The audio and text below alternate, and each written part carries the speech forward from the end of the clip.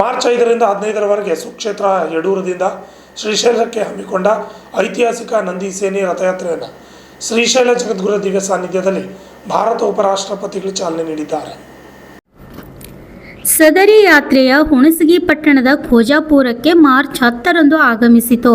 March 11ರಂದು Mahanta ಸ್ವಾಮಿ ವೃತ್ತದಿಂದ ಶ್ರೀ ಬಸವೇಶ್ವರ ವೃತ್ತದವರೆಗೆ ನಂದಿ ಸೇನಾ ರಥದೊಂದಿಗೆ 50ಕ್ಕೂ ಹೆಚ್ಚು ಜೋಡೆತ್ತಿನ ಬಂಡಿಗಳ ಮೆರವಣಿಗೆ ರೈತರ ಕುರಿತು ವೈಜ್ಞಾನಿಕ ಚಿಂತನೆ ನಡೆಯಿತು.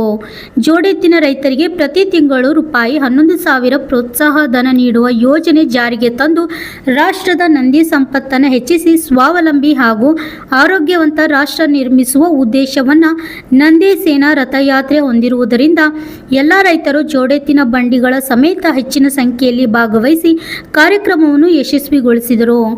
Rajkumar Rathod, RJ32 Kannada news, Yadgiri. ಅದನ್ನ ಆರೋಗ್ಯ ಮಾಡುತ್ತದೆ.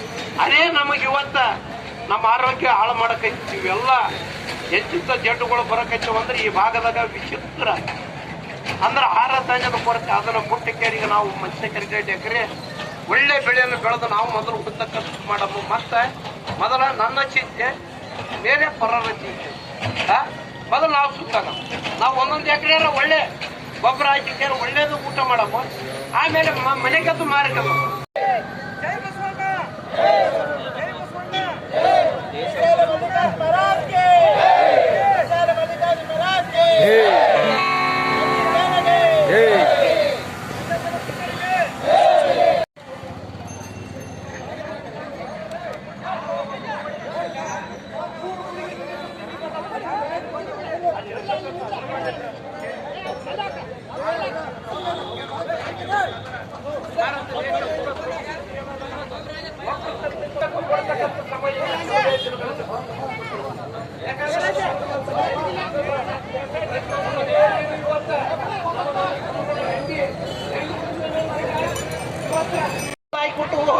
ನೋಡ್ರಿ ನೀವು ಈಗ ಬೆಂಗಳೂರು ಜೇಲಿಪಾಲಿ ಹೊರಗಡೆ ಅವ ತೊಗೊಳಕ್ ಹೋಗ್ತಾರ. ಸಿಲಿಂಡರ್ದಾಗ ಅವ ಹೆಂಗಿರುತ್ತೆ ಹಂಗ ಆಕ್ಸಿಜನ್ ನಮ್ಗೆ ಹೆಚ್ಚಿದ್ರಿಲ್ಲ. ಕೊರೋನಾ ಟೈಮ್ದಾಗ ಆಕ್ಸಿಜನ್ ಅನ್ನೋದ್ರೇನು ಇದೇ ಗಾಳಿ.